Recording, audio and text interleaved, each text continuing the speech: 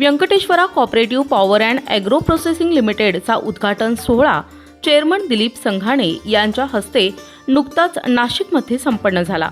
यावेळी प्रमुख अतिथी म्हणून राज्यसभेचे माजी सदस्य पद्मश्री डॉक्टर विकास महात्मे, डॉक्टर कृष्णवीर चौधरी, महाराष्ट्र राज्याच्या प्रभारी Jyoti Surse, Venkateshwara cooperative power and agro processing limited समूहाचे चेअरमन शिवाजी डोळे आदी उपस्थित होते।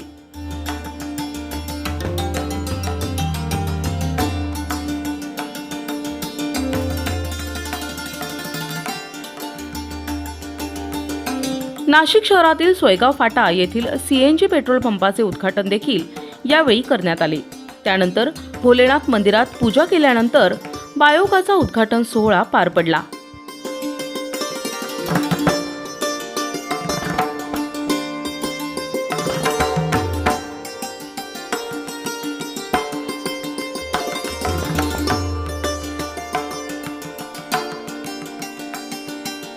केळी आणि द्राक्ष उत्पादन हे मोठे शेती प्रकल्प Venkateshwara cooperative power and agro processing limited या ठिकाणी सुरू असून Venkateshwara cooperative power and agro processing लिमिटेडमधील गोटफार्मच्या शेळी, बकरी यांना परदेशात मोठी मागणी असेल। तसेच बकरी निर्यात व्यवसाय देखील मोठ्या जोमानं सुरू आहे। गीर गाईच्या दुधापासून बनवलेल्या शुद्ध तुपाला मोठ्या प्रमाणात मागणी असल्यामुळे गाईचे शुद्ध तूप उत्पादन, बायो सीएनजी, त्याचबरोबर कंपोस्ट खत निर्मिती, HP पेट्रोल पंप उद्घाटन सोहळा मान्यवरांच्या उपस्थितीत संपन्न झाला। Venkateshwara cooperative power and agro processing limited म्हणजे पारंपरिक ते आधुनिक शेती व्यवसायाची नांदी असल्याची प्रतिक्रिया यावेळी उपस्थितांनी व्यक्त केली।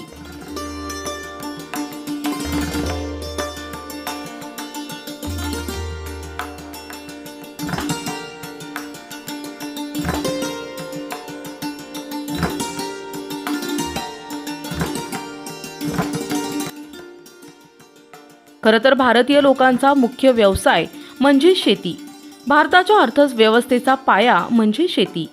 आज शेती क्षेत्रात झपाट्यानं प्रगती होत असताना आधुनिक शेतीची कास धरत भारताचे माजी प्रधानमंत्री लालबहादूर शास्त्री यांनी केलेल्या जय जवान जय किसान या घोषणेला आपलं ब्रीदवाक्य ठरवत निवृत्त भारतीय सैनिक यांनी सहकार ध्येय मानून एकत्र येऊन ब्लॅक कॅट कमांडो निवृत्त शिवाजी ढोले यांच्या मार्गदर्शनाखाली ही Venkateshwara cooperative power and agro processing limited समूह सुरू केलाय आणि या माध्यमातून सहकारातून समृद्धीकडेची वाट धरण्यात आली आहे।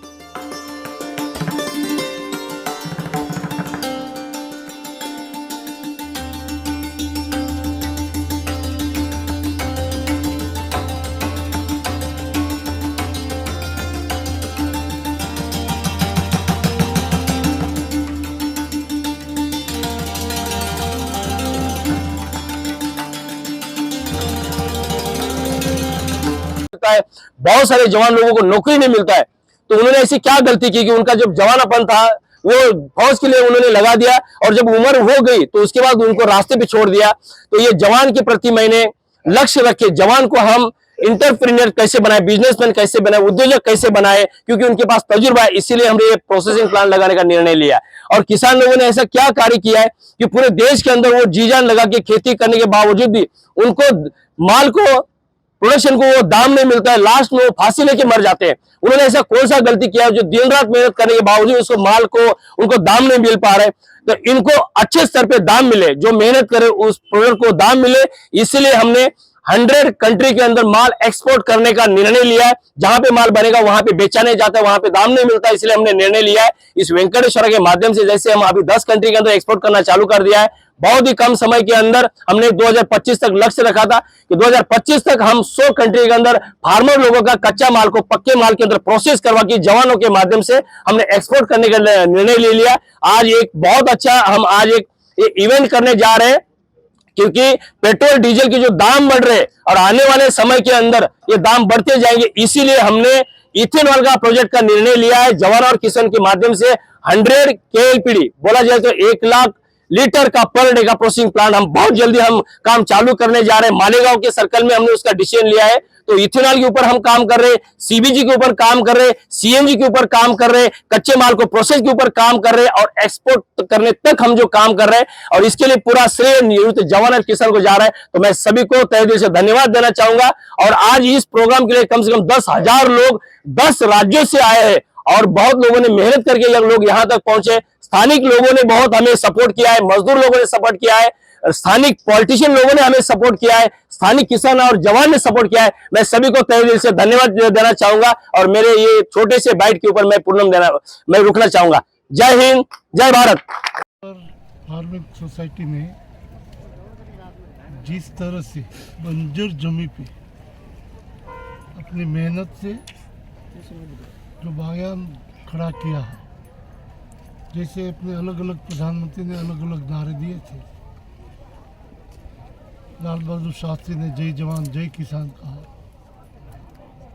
अटल जी ने उनमें जय विज्ञान जोड़ा और नरेंद्र मोदी जी ने जय जवान जय किसान जय विज्ञान साथ में जोड़ के विज्ञान का भी प्रयोग, जवान की क्षमता का सीमाओं की रक्षा करने पर था, लेकिन अब धरती माँ की रक्षा सिर्फ अपनी सीमाओं नहीं, किसानी करके कैसे बचाई जाए।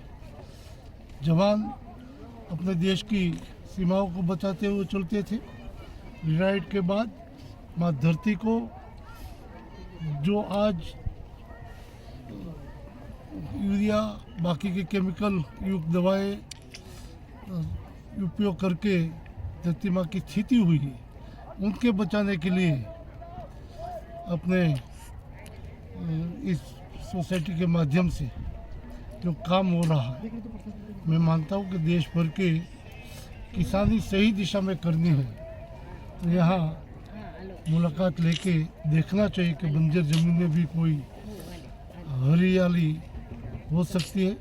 मैं उनके लिए सभी जवानों को, किसानों को धन्यवाद देता हूँ और विज्ञान का भी प्रयोग साथ में किया है और इंटरनेशनल लेवल पे भारत का नाम किसानी क्षेत्र में आगे बढ़े, इसलिए यहाँ जो उत्पन्न हो रहा है उसका निर्यात करने के लिए वो सोच भी अपने लिए बहुत कामयाब रहे भी।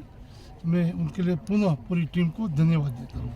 जय जवान जय किसान। हमारा प्रधानमंत्री जी ने देश को दिया है, आज वो साकार करने के लिए जो सराहनीय कार्य किया है उसके लिए पूरा देश आभारी रहेगा। ये एक ऐसा मॉडल खड़ा किया है और वो भी ऐसी ज़मीन पर जो बंजर ज़मीन थी और आज उसमें अंगूर का ये जो बाग है और अंगूर का जो निर्यात किया जा रहा है और यूरोप में निर्यात किया जा रहा है, ये एक ऐसा इतिहास लिखा गया भारत के कृषि के क्षेत्र में, भारत के बागवानी के क्षेत्र में कि ये इस मॉडल को पूरे देश के कोने कोने में जहाँ भी अपनाया जाएगा उससे कामयाबी होगी, देश का निर्यात बढ़ेगा, विदेशी मुद्रा की प्राप्ति होगी और इससे सबसे बड़ी बात होगी कि जो हमारे जवान पूरे देश में हैं, भूतपूर्व सैनिक हैं, वो आगे आएंगे और इसी रास्ते पर आगे बढ़ेंगे और इसमें जो रोजगार है, जो रोजगार का मुहैया किया जाएगा, वो सबसे बड़ी बात है, युवाओं को रोजगार मिलेगा, देश आर्थिक रूप से और मजबूत होगा। कृषि के क्षेत्र में एक मॉडल स्थापित किया गया। मैं बहुत बहुत शुभकामनाएं देता हूं शिवाजी राव डोले जी को, उनकी सारी टीम को कि उन्होंने जो एक सराहनीय कार्य देश के सामने रखा है उसके लिए बधाई के पात्र। जय जवान जय किसान।